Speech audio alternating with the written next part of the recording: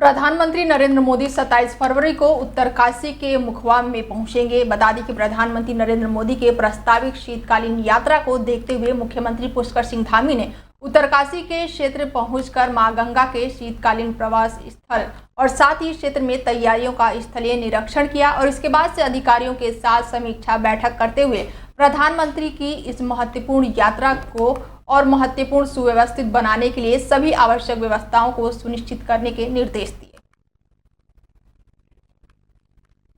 उत्तराखंड के मुख्यमंत्री पुष्कर सिंह धामी की धर्मपत्नी द्वारा संचालित सेवा संकल्प फाउंडेशन धारणी में रविवार के दिन खटीमा नगर तराई क्षेत्र स्थित मिनी स्टेडियम ग्राउंड में निःशुल्क स्वास्थ्य शिविर का आयोजन किया गया और निःशुल्क स्वास्थ्य शिविर का शुभारंभ मुख्यमंत्री की धर्मपत्नी और मुख्यमंत्री की माता ने विधिवत किया और साथ ही दीप प्रज्वलित भी किया और इस शिविर में आने वाले मरीजों की स्वास्थ्य जांच के लिए अपोलो हॉस्पिटल दिल्ली के विशेषज्ञों ने प्रतिभाग किया।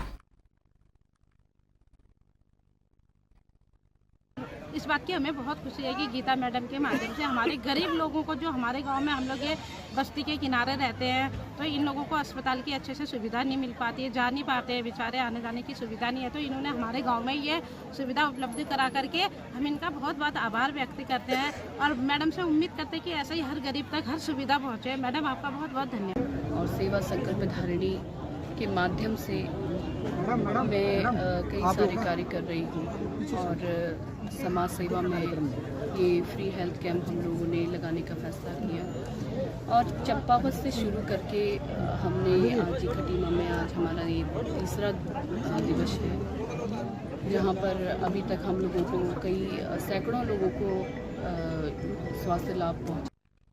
मुख्यमंत्री पुष्कर सिंह धामी ने किशनपुर देहरादून स्थित पुलिस ऑफिसर्स कॉलोनी में पुलिस महानिरीक्षक केवल खुराना के पार्थिव शरीर पर पुष्प चक्र अर्पित कर उन्हें श्रद्धांजलि दी। मुख्यमंत्री ने शोकाकुल परिजनों से मिलकर अपने शोक संवेदनाएं व्यक्त की। मुख्यमंत्री ने दिव्यांग आत्मा की शांति और शोकाकुल परिजनों को धैर्य प्रदान कराते हुए ईश्वर से कामना की।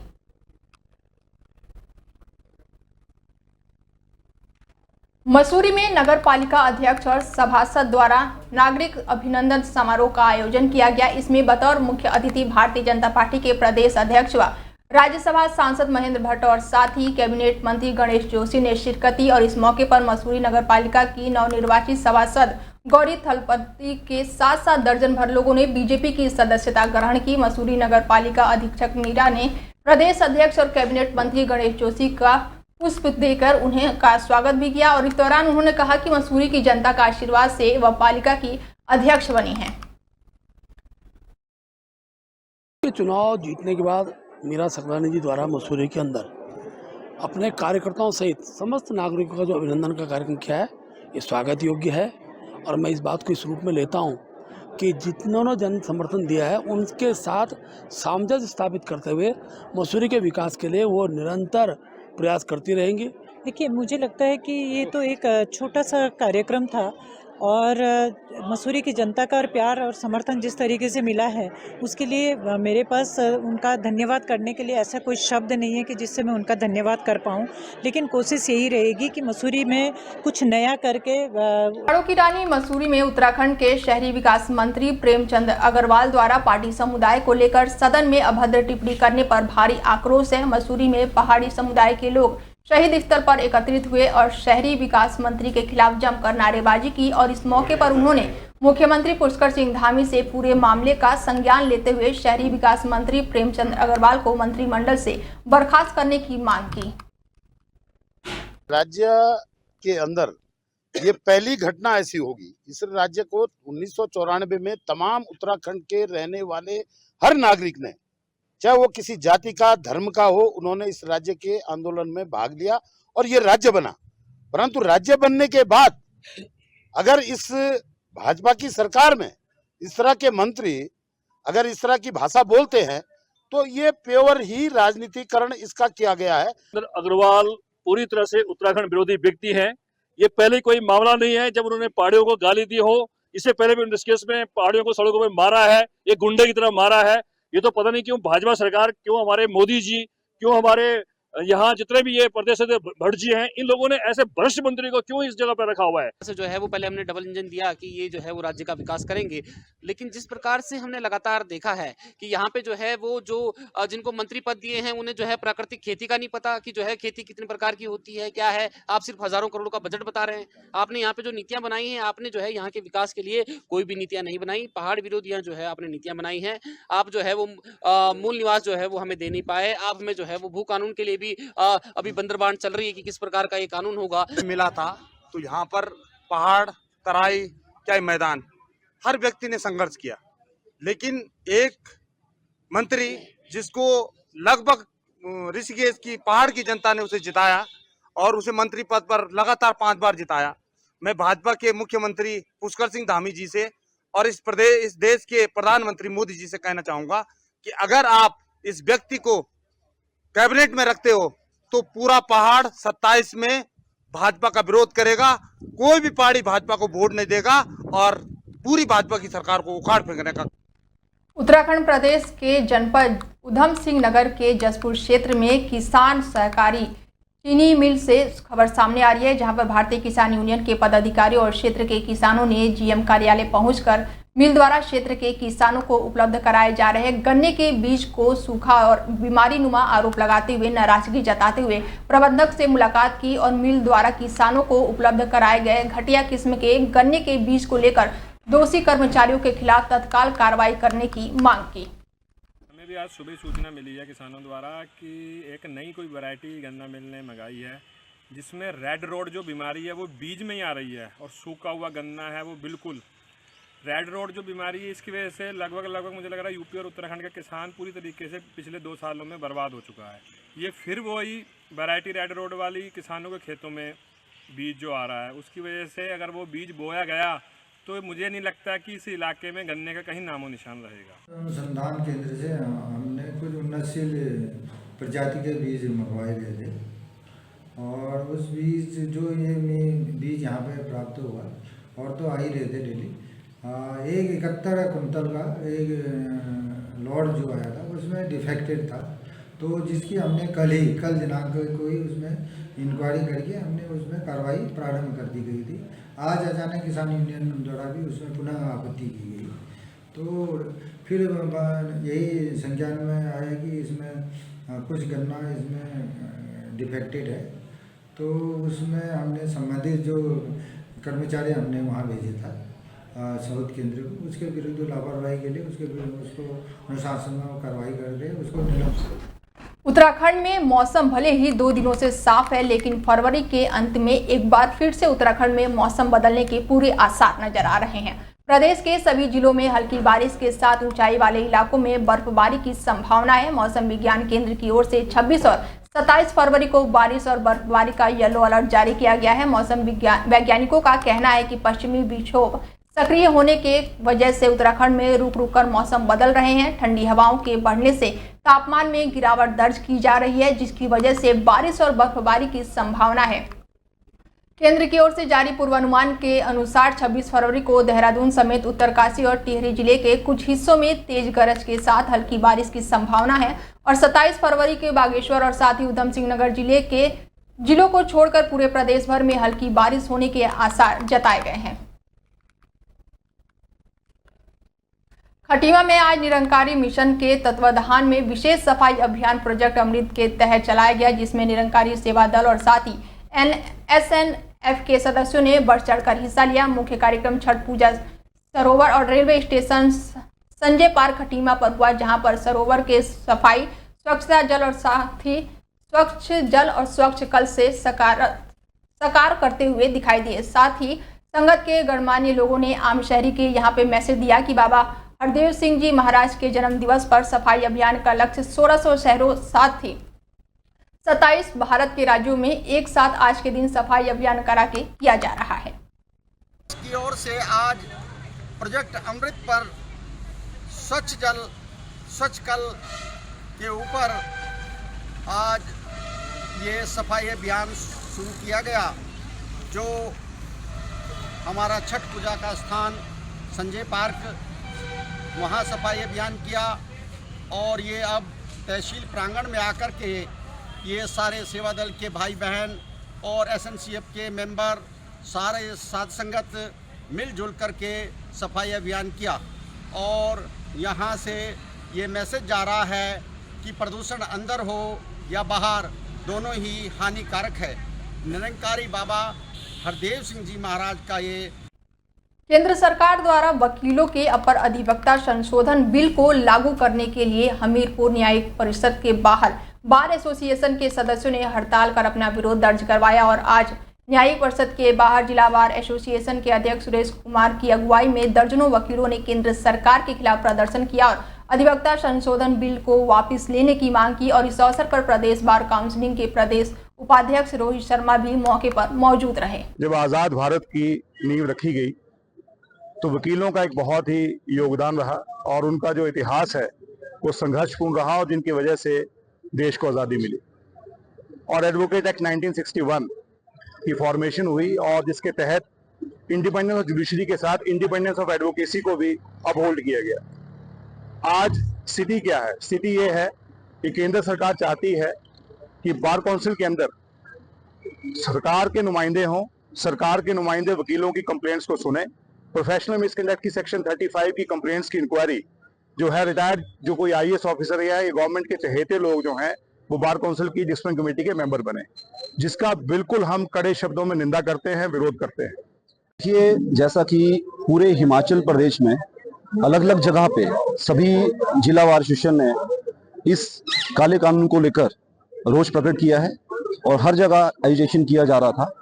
और हमने जैसा कि शनिवार को 20 तारीख को हमारा जनरल हाउस हुआ, उसमें डिसाइड किया गया कि हम भी इस काले कानून को लेकर यहाँ पे स्ट्राइक करेंगे और कोर्ट का फुली एब्सटेन करेंगे, जिसको लेकर हमने आज 24 तारीख को एब्सटेन रखा है। हिमाचल प्रदेश एचआरटीसी ड्राइवर और कंडक्टर यूनियन ने जन जागरण अभियान प्रदेश भर में रविवार से शुरू कर दिया है और इसकी शुरुआत सुबह बिलासपुर बस अड्डे से हो गई। दोपहर को हमीरपुर बस अड्डे पर प्रेस कॉन्फ्रेंस के जरिए एचआरटीसी ड्राइवर यूनियन के प्रांतीय प्रधान मान सिंह ठाकुर ने कहा कि ड्राइवरों कंडक्टरों का कई महीनों का ओवरटाइम और नाइट लेने को हो गया है। प्रदेश के मुख्यमंत्री ने एचआरटीसी के स्थापना दिवस पर 12 अक्टूबर को कई करोड़ देने के दिवस से पहले मंच से जो ऐलान किया था वो आज तक पूरा नहीं हो पाया है। 59 करोड़ की वो कुछ नहीं आया। बोला कि मेरे पास अभी पैसे की कमी है, पैसे का अभाव है। 15 करोड़ रुपया जो है वो आपको लिमिट ओवर टाइम नाइट के रूप में दे दीजिए। हमने बड़ा दिल रखते हुए फिर भी सोचा चलो 15 करोड़ ही सही, कर्मचारियों को कुछ तो आएगा।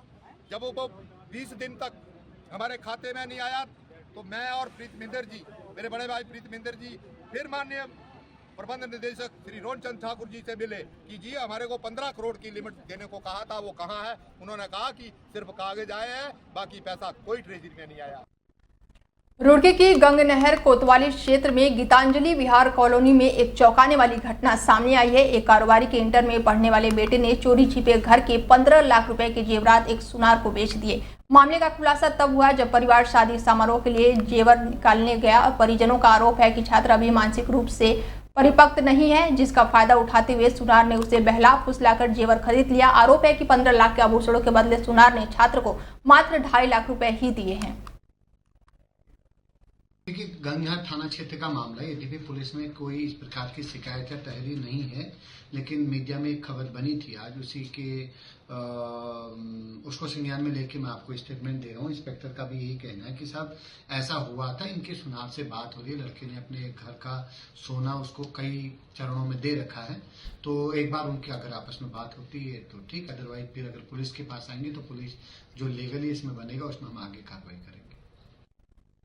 उत्तराखंड में अब निकाय चुनाव के बाद ग्राम पंचायत के चुनाव होने वाले हैं और ऐसे में ग्राम प्रधानों ने अपने 5 सालों में कितना विकास किया है और जनता कितनी संतुष्ट है इन विकास कार्यों को लेकर, ये जानने के लिए डेली 24 भारत के संवाददाता अरबाज खान ने मौके पर पहुंचकर ग्राम टांडा के लोगों से खास बातचीत की। देखिए ये रिपोर्ट।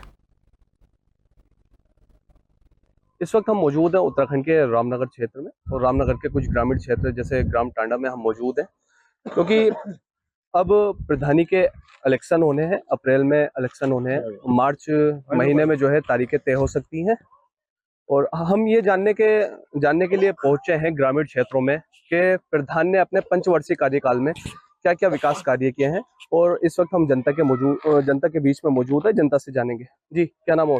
ये फारूक खान। कितने कार्य अपना प्रधान द्वारा यहाँ पे किए गए हैं पिछले 5 सालों में, और कितने कार्यों से आप संतुष्ट हैं? संतुष्ट क्या है, कार्य तो कुछ नहीं हुआ, बल्कि कार्य और जो है यहाँ की जो सड़कें सही सलामत थी वो भी तोड़ दी गई। ये पानी की पाइपलाइन पड़ी थी, कम से कम 2 साल हो गए इसे, ये टूटी हुई है। दूसरे ये आप देख रहे हो कूड़े घर बना दिए हैं प्लॉटों में। ये बरसात में और गर्मियों में इतनी बदबू फैलती है, इससे मच्छर, मक्खी, बुखार, जाड़ा, तमाम बीमारी जन्म लेती हैं। और इस ओर प्रधान का या शासन प्रशासन का किसी का कोई ध्यान नहीं है। बिल्कुल ये ग्रामीण क्षेत्र को ऐसा बना दिया गया है जैसे कि इसका कोई वारिस ही नहीं है। यहाँ की जनता प्रधान चुनती है, बीटीसी मेंबर चुनती है, विधायक चुनती है, कोई भी ऐसा व्यक्ति नहीं जो सामने आन के इन ग्रामीण क्षेत्रों को देखे। और यहाँ की जनता जो है इतनी परेशान है, किसी के पास में कोई शिकायत लेके जाती तो कोई किसी को सरोकार नहीं। तो आपने इस समस्या के बारे में कभी प्रधान से अपना इसका जिक्र किया? इसका कई बार जिक्र किया, गांव के लोगों ने कहा कोई मतलब नहीं। बाजे तो प्रधान पूरे 5 साल हो गए, किस गली में गुजरे तक नहीं, उन्हें पता ही नहीं प्रधानी बनने के बाद कि ये गली मोहल्ला हमारा है, या हमारे मोहल्ले में या गांव में क्या हो रहा है, या कहाँ कूड़ा पड़ लिया है। ये तो उनकी जिम्मेदारी है। बीमारियां फैल रही है, पानी सड़ लिया है, डेंगू, तमाम चीजें, मलेरिया, तमाम मच्छर पैदा हो रहे हैं, इतने खतरनाक मच्छर है। ऐसी अभी कुछ दिन गर्मी पड़ेगी और थोड़ी बरसात होगी, पानी भरेगा, ऐसी बदबू होगी, आप यहाँ खड़े नहीं हो सकते। उससे कीड़े पैदा होते हैं, तमाम बीमारियां पैदा होती है, बीमारी जन्म लेती है।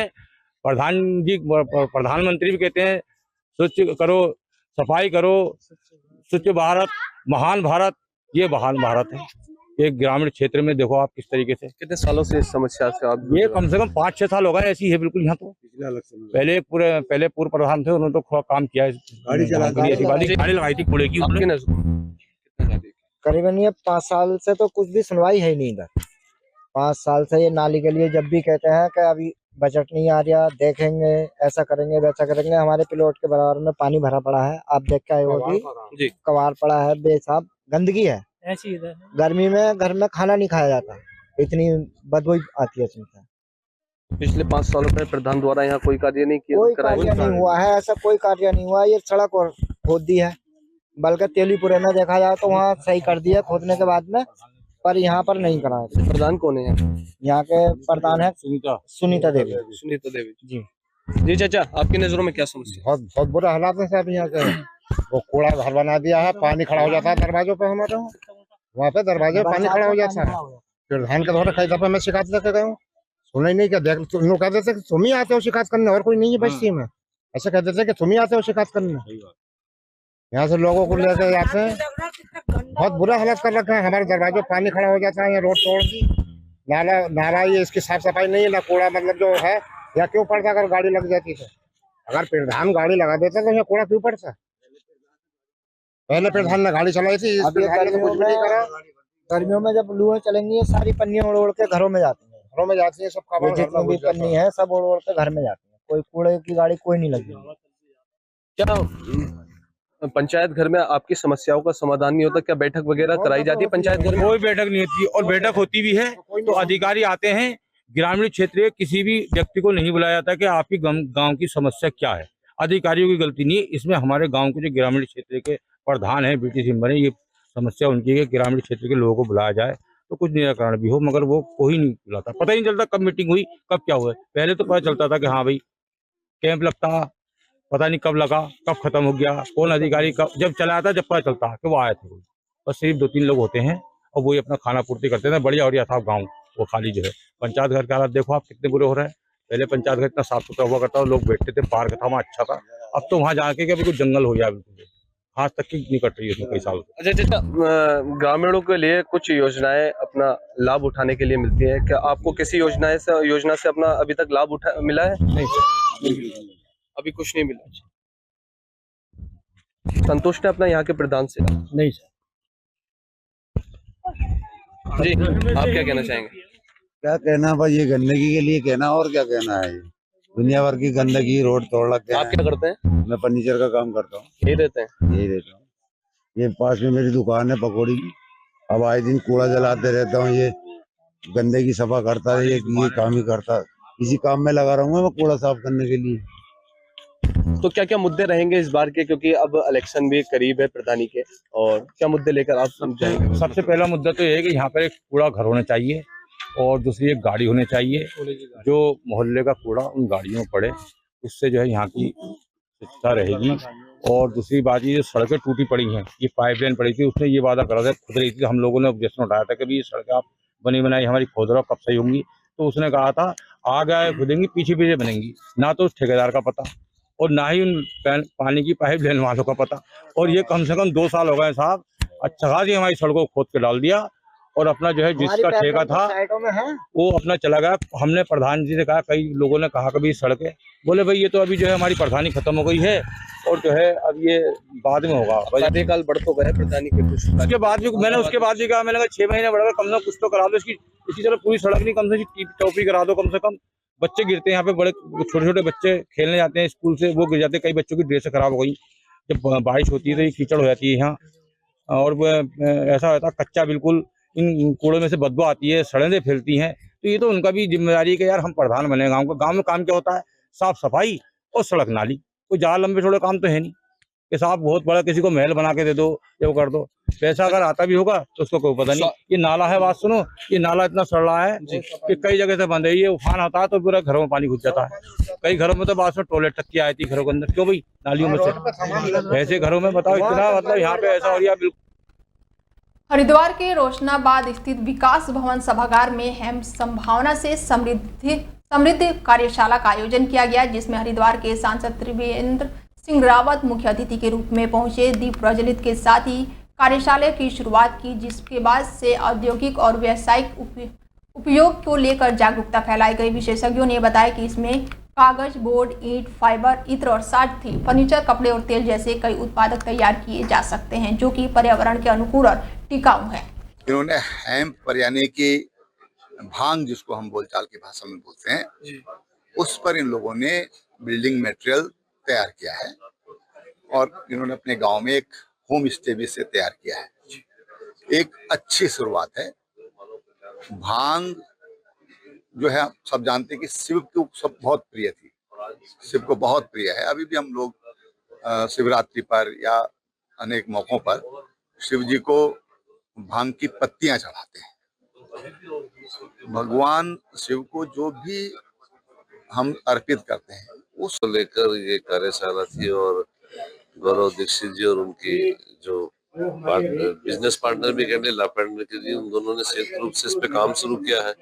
हमें भी यहाँ आकर बहुत सारी नई जानकारियां हेम्प के बारे में होती है। नहीं तो जो आम समाज के अंदर जो एक धारणा है भांग को, हेम्प को लेकर, वो इसके बिल्कुल विपरीत है। लेकिन ये भी बात सच है कि भगवान भोलेनाथ पर पूजा में इसका प्रयोग किया जाता है, उनको चढ़ाया जाता है। तो निश्चित रूप से भगवान को जो चीज समर्पित की जा रही है वो कहीं ना कहीं मानव कल्याण